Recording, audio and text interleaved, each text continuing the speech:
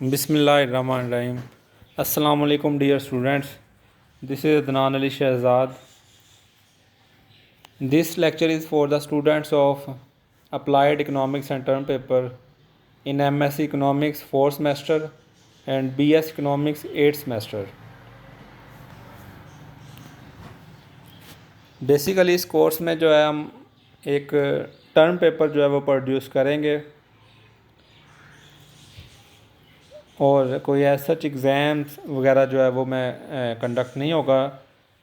हम term paper के different steps होंगे, उनको हम स्टेप वाइज जो है वो मार्क्स में डिवाइड कर लेंगे। जैसे कि वाइवा हो सकता है, प्रेजेंटेशन होगी, इसी तरह प्लेजरिज्म आपकी चेक होगी, साइनॉप्सिस जो है वो चेक होंगे, देन फाइनल टर्म पेपर जो है। इस तरह हम आपके कंट्रीब्यूशन को जो है वो डिफरेंट आप कह लें कि डिफरेंट पोर्शंस में डिवाइड कर लेंगे। उस तरीके से जो है वो हम इवैल्यूएशन करेंगे आपकी।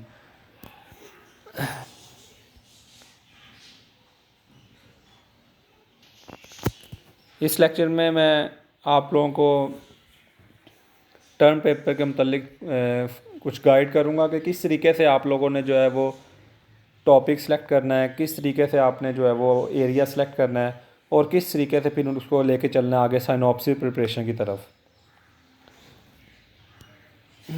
सबसे पहले जब आप लोगों ने इसमें करना है वो ये है कि आप क्लास में ग्रुप्स बनाएंगे। मैक्सिमम ऑफ 2 मेंबर्स ग्रुप होंगे आपके। जितनी भी क्लास की, अगर क्लास की स्ट्रेंथ जो है वो इवन नंबर में है तो मैक्सिमम टू मेंबर्स हैं। इजीली आप लोग जो है ग्रुप्स बना लेंगे। अगर किसी क्लास की जो स्ट्रेंथ है वो ओड नंबर्स में है तो एक ग्रुप जो है वो सिर्फ 3 मेंबर्स का बन सकता है। हाँ, कोई इंडिविजुअल करना चाहे तो इसमें भी जो है वो मुझे कोई एतराज़ नहीं है। सबसे पहले आप लोगों ने जो करना है वो है कि selection of area of research. आपने एरिया चूज़ करना है जिस पे आपने रिसर्च करनी है। ये एरिया जो है that is related to current economic issue. Current debate होनी चाहिए। करंट डिबेट आप कैसे सर्च करेंगे ये फर्दर मैं गाइड करूँगा। थोड़ा सा मैं बता देता हूँ कि कैसे आप करंट एरिया सर्च कर सकते हैं। आप करंट इकोनॉमिक इश्यूज़ को देखें। आप जर्नल्स जो हैं, डिफरेंट जर्नल्स को आप सर्च करें। पाकिस्तान के जर्नल्स को सर्च करें जो HEC रिकगनाइज जर्नल्स हैं इकोनॉमिक्स के, सोशल साइंसेस के। आप उनके करंट इश्यूज़ को देखें जो इस साल पब्लिश हुए हैं। आप उनके आर्टिकल्स को देखें, ओबियसली वो करंट इश्यूज़ को रिलेट कर रहे होंगे। इसी तरह आप जो रिसेंटली 2-3 नोबेल प्राइज़ मिले हैं तो वो भी करंट इश्यूज़ पे ही नोबेल प्राइज़ मिले हैं, आप उनको देख सकते हैं। बिहेवियरल इकोनॉमिक्स है, पॉवर्टी है, इंक्लूसिव ग्रोथ है, इंक्लूसिव इकोनॉमिक डेवलपमेंट है। तो आप करंट सस्टेनेबल इकोनॉमिक डेवलपमेंट है तो आप करंट इकोनॉमिक इश्यूज़ को देख सकते हैं। एनवायरमेंटल प्रॉब्लम्स हैं।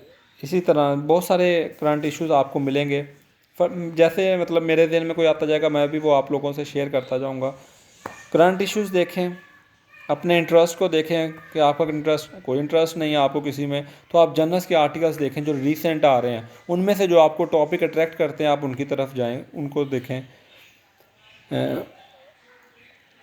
आप जब एरिया सेलेक्ट कर रहे हैं you must be well aware about the variables कि उसमें वेरिएबल्स कौन से यूज़ होंगे और इंश्योर करें कि उन वेरिएबल्स का डाटा मौजूद होगा या नहीं मौजूद होगा, वो भी आप इंश्योर करें। क्योंकि ये ऐसा ना हो कि आप एक टॉपिक को लेकर चलते रहें एंड पे जाके पता लगे इसका डाटा अवेलेबल नहीं है, फिर कैसे आप उसको एनालाइज करेंगे, तो ये प्रॉब्लम क्रिएट होगी। इसलिए डाटा इंश्योर करना बहुत ज़रूरी है। आप डिफरेंट टॉपिक्स को देख रहे हैं तो साथ उनके वेरिएबल्स को अपने ध्यान में रखें कि इनके लिए ये वेरिएबल्स हैं तो उनका डाटा जो है वो अवेलेबल होगा या नहीं। आप ग्रुप डिस्कशन करें, आप डिफरेंट एरियाज़ देख के आपस में आके ग्रुप डिस्कशन करें। आप अगर आप देखना चाहते हैं डॉन पेपर देखें आप, मंडे डॉन, उसमें येलो पेजेस हैं, बिजनेस पेजेस, उनको आप देखें। उनसे भी आपको कुछ करंट इश्यूज़ जो है वो मिल सकते हैं, कुछ इकोनॉमिक प्रॉब्लम्स आप एनालाइज कर सकते हैं। तो इस तरीके से आपने जो है वो एरिया सेलेक्ट करना है। सबसे पहला काम आपने सिलेक्शन ऑफ एरिया ही करना है। जब आप कोई एक या दो तीन एरियाज आपके ध्यान में आ जाते हैं कि ये कि मैंने जो है वो इंक्लूसिव ग्रोथ पे चलना है, या मैंने जो है वो पावर्टी को लेके चलना है, या मैंने जो है वो एनवायरमेंटल इकोनॉमिक्स को लेके चलना है, या मैंने जो है वो लेबर इकोनॉमिक्स पे कोई काम करना है, या मैंने कोई फर्म को एनालाइज करना है, तो इस जो भी आपका एरिया सेलेक्ट होता है, एरिया सेलेक्ट करने के बाद नेक्स्ट मूवमेंट होगी कि आप जो है वो उस एरिया से रिलेटेड जो है वो रिसर्च आर्टिकल्स इकट्ठे करें। अब जो रिसर्च आर्टिकल्स आपने कलेक्ट करने हैं उनकी क्वालिटी को भी इंश्योर करना है। ऐसे नहीं है कि जो जहाँ से आर्टिकल मिलता है बस उठाते जाएं, नहीं, ऐसा बिल्कुल नहीं है। अगर आप पाकिस्तान के कुछ आर्टिकल्स कलेक्ट कर रहे हैं तो वो आपने इंश्योर करना है कि HEC रिकग्नाइज्ड जर्नल्स में हो। आप HEC की वेबसाइट से आप गूगल पे लिखें HEC रिकग्नाइज्ड जर्नल, आपको लिस्ट आ जाएगी 2019 की जो लिस्ट है, X category, Y category, Z category, आप इनमें से किसी भी तीनों कैटेगरी इनमें फॉल करता हो जर्नल, मतलब HEC रिकग्नाइज्ड हो। और अगर फॉरेनर जर्नल में से आर्टिकल्स ले रहे हैं तो that must be by ISI impact factor, Thomson Reuters, Clarivate की वेबसाइट पे आप पूरा है, मैं आपको इसका लिंक भी सेंड कर दूंगा। तो इस तरीके से हैं, जे स्टोर से आप डाउनलोड कर सकते हैं, गूगल स्कॉलर से आप डाउनलोड कर सकते हैं, एल्सवियर, स्प्रिंगर, ये बहुत सारी वेबसाइट्स हैं। सिंपल गूगल पे जाकर भी डाउनलोड कर सकते हैं। बाद में आप उसकी क्वालिटी आर्टिकल्स की इंश्योर कर लीजिएगा। बहुत सारे आर्टिकल्स पेड होंगे, पैसे मांग रहे होंगे, तो आपको बहुत सारी प्रॉक्सीज़, ये ऑफ द रिकॉर्ड बात है, बहुत सारी प्रॉक्सीज़ होंगी जिनको यूज़ करके आप उसको डाउनलोड कर सकते हैं। तो ये मैंने एक लिखा भी हुआ है SCI हब, ये भी एक प्रॉक्सी है। आप जहाँ पे पेड आर्टिकल है आप उसके लिंक को कॉपी करें और SCI हब में आके पेस्ट कर दें, आपका आर्टिकल जो है वो पेड फ्री ऑफ कॉस्ट जो है वो डाउनलोड हो जाएगा। इसके अलावा हमारी यूनिवर्सिटी जो है centrallibrary.ue.edu.pk, वहाँ पे जाएं, वहाँ पे बहुत सारे लिंक्स दिए गए हैं जहाँ पे आप फ्रीली आर्टिकल्स जो है वो डाउनलोड कर सकते हैं। आपने क्या करना है, अपने जो एरिया आपने चूज़ किया है उससे रिलेटेड आपने कोई 12-15 आर्टिकल्स जो है वो कलेक्ट कर लेने हैं। It will take hardly 5 to 10 minutes to download. ऐसा नहीं है, आप गूगल पे लिखें, आप लिंक्स ओपन करते जाएं, बहुत सारे आपके पास आर्टिकल्स जो हैं वो ईज़िली डाउनलोड हो जाएंगे। आपने डाउनलोड कर लें, उनमें बाद में उसको स्क्रूटनी कर लेना जो आपके टॉपिक से रिलेटेड है, जो HEC रिकग्नाइज्ड जर्नल्स में, फिर आपने स्क्रूटनी कर लेना उनमें से। मतलब आप एक वक्त में कोई 20-25 डाउनलोड कर लें, बाद में उसको स्क्रूटनी कर लें, जो इरेलीवेंट है उनको निकाल दें, जहाँ जो HEC रिकग्नाइज्ड नहीं है उनको निकाल दें, जो अच्छे जर्नल्स के नहीं हैं उनको निकाल दें। आप जब आर्टिकल्स, ऐसा हो सकता है कि कोई ऐसा टॉपिक हो जो बहुत हॉट इशू हो, करंट इकोनॉमिक डिबेट हो, उस पर आर्टिकल्स आपको ना मिल रहे हो, तो बहुत सारी रिसर्च रिपोर्ट्स मिल रही होंगी, कुछ सेमिनार में प्रेजेंटेड पेपर्स होंगे, तो वो आप वही डाउनलोड कर लें ताकि आपको आइडिया हो। जब आप जो है वो कुछ आर्टिकल, आपके पास एक बैंक आ जाएगा आर्टिकल्स का, 10-12 आर्टिकल्स का, आपने उनको स्टडी करना है। अब ऐसा नहीं है कि अब एक आर्टिकल को आप स्टडी करने बैठे हैं, आप मुझे तो एक आर्टिकल को स्टडी करते 2 दिन लग गए, मैं क्या करूँ सर, ऐसा नहीं है। आप अपने उनके एब्स्ट्रैक्ट पढ़ने हैं, आपने उनके वेरिएबल्स देखने हैं, ठीक है। इस तरह आपने कोई जो है वो आधा घंटा हर आर्टिकल को देना है, मतलब फिर आपने दोनों ने बैठना है, ग्रुप मेंबर्स ने आपस में डिस्कस करना है पॉइंट्स। बेसिकली आप क्या फाइंड आउट करना चाह रहे हैं, आपने रिसर्च गैप फाइंड आउट करना है। आप फाइंड आउट करना चाह रहे हैं रिसर्च गैप, उस रिसर्च गैप की मदद से आप प्रॉब्लम स्टेटमेंट जो है वो, उस रिसर्च गैप की मदद से आप प्रॉब्लम स्टेटमेंट जो है वो अपनी डिस्क्राइब करेंगे। आप इस काम के लिए एक ये भी वे अडॉप्ट कर सकते हैं। आपके सामने एक टेबल मैंने मेंशन किया है जिसमें फर्स्ट कॉलम में आप टॉपिक, सेकंड में देखें author name and years, third में ऑब्जेक्टिव, फोर्थ में variable dependent and independent variables, and fifth में result and conclusion, and last में अगर पॉलिसी कोई दी है। आपने जो 12 या 13 आर्टिकल्स जो आपने कलेक्ट किए हैं उन सब का ये यहाँ पे अगर आप सेट बना लें हर कॉलम में ये चीज़, अब ये बेसिकली उनकी समरी होगी। अब 12 आर्टिकल्स को आप एक पेज पे आप देख सकेंगे, आप उनको कंपैरेटिवली एनालाइज कर सकेंगे। जब आप कंपैरेटिवली एनालाइज कर सकेंगे you will be able to get the research gap, आपके जहन में कुछ नया आइडिया आएगा। अब देखिए वो 12 आर्टिकल एक ही इशू से रिलेटेड हैं, 12 आर्टिकल्स एक ही इशू से, एक ही डिबेट से रिलेटेड हैं। तो जब आप उन 12 आर्टिकल्स को कंपैरेटिवली एनालाइज करेंगे, ये एक मेथड है कि इस तरह आप टेबल बना के उसको कंपैरेटिवली एनालाइज कर लें। जब आप उनको कंपैरेटिवली एनालाइज कर लेंगे तो आपके जहन में कोई रिसर्च प्रॉब्लम, कुछ नया आइडिया आ सकता है। आप आपस में डिस्कस करें, किसी थर्ड पर्सन से डिस्कस करें, तब भी आप कुछ ना कुछ नया आइडिया गेट करेंगे। तो इस रिसर्च गैप की मदद से आपने अपने प्रॉब्लम स्टेटमेंट को जो है वो आपने डिस्क्राइब करना है। जब आपके पास प्रॉब्लम स्टेटमेंट आ जाती है तो उसकी मदद से आप अपने टॉपिक को जो है वो नेम को फाइनलाइज करना है।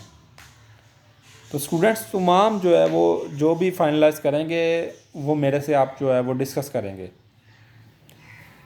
जो आप टॉपिक आप सोचते हैं रिसर्च गैप ये वो आप मेरे से पहले फाइनलाइज करवाएंगे, देन उस पर सिनॉप्सिस आप जो है वो लिखेंगे।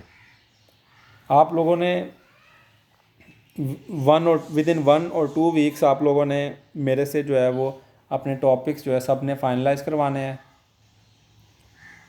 ठीक है, आप मुझे कांटेक्ट कर सकते हैं थ्रू ईमेल, थ्रू व्हाट्सएप। मैं इंशाल्लाह आपको रिस्पॉन्ड करूँगा, पॉजिटिवली रिस्पॉन्ड करूँगा। आप लोगों ने टॉपिक अपना डिस्कस करना है मेरे से। टॉपिक्स फाइनलाइज होने के बाद मैं आप जो है वो आप साइनॉप्सिस अपना लिखेंगे। अब साइनॉप्सिस में जो है वो क्या होना चाहिए, साइनॉप्सिस या प्रपोजल में जो है वो क्या होना चाहिए, आपने पहले प्रूव करवाना टॉपिक मेरे से, अपने कंसर्न टीचर से। आपने उसको डिफेंड करना है कि किस तरीके से आप थोड़ा सा गाइड करेंगे, किस तरीके से अपने टॉपिक को रिसर्च प्रॉब्लम आप बताएंगे। प्रॉब्लम स्टेटमेंट के ज़रिए आप जो है अपने इंस्ट्रक्टर को मोटिवेट करेंगे कि हम ये करना चाहते हैं, रिसर्च करना चाहते हैं। बेसिकली जो अपने इंस्ट्रक्टर को मोटिवेट करने का मतलब ये है कि you must be well aware about the topic, you must be well aware about the research gap, you must be well aware about your problem statement. आप क्लियर हों, अगर आप क्लियर होंगे तो आप अपने सुपरवाइज़र या इंस्ट्रक्टर को जो है वो एग्री कर लेंगे। अगर आप खुद क्लियर नहीं होंगे, मैं डिफरेंट तरीके से सवाल क्वेश्चन करूँगा, तो वो बेसिकली मकसद होगा कि आपकी क्लैरिटी चेक करूँ कि आप कितना स्टडी करके आए हैं अपने टॉपिक के बारे में। साइनॉप्सिस में ये चीज़ें होनी चाहिए। Research proposal must contain the following points. Introduction हो मैक्सिमम 2 पेजेस पे। अब इंट्रोडक्शन में आप 2 तरह की जो है वो मोटिवेशन, 2 तरह से आप अपने टॉपिक की तरफ कर सकते हैं, एक थ्योरेटिकल, दूसरा एम्पीरिकल। थ्योरेटिकल में आप डिफरेंट स्टडीज़ को साइड कर सकते हैं, उनकी मदद से आप अपने टॉपिक की तरफ मोटिवेट कर सकते हैं, और कोशिश कीजिएगा कि वो रिसेंट डिबेट से हों, कोई पुरानी स्टडीज़ आपने उठा के कोट नहीं करनी। और दूसरा एम्पीरिकल, आप फैक्ट एंड फिगर की मदद से जो है वो आप अपने टॉपिक की तरफ मोटिवेशन दे सकते हैं। तो इस तरीके से आप डिफरेंट पैराग्राफ्स आप देखेंगे। एंड सेकंड लास्ट आप इसमें फिर सब हेडिंग देंगे रिसर्च क्या प्रॉब्लम स्टेटमेंट की, आप उसमें 1 पैराग्राफ तकरीबन मैक्सिमम, और फिर objective 1.2 objective of the study, 1 या 2 ऑब्जेक्टिव जितने भी हों वो आप मेंशन करें। जितने भी ऑब्जेक्टिव हो आप वो मेंशन करेंगे, 1 या 2 मैक्सिमम, ज़्यादा नहीं ऑब्जेक्टिव, क्योंकि वो एंड पे देखना भी है कि आपने अपने ऑब्जेक्टिव आपने अचीव किए हैं या नहीं।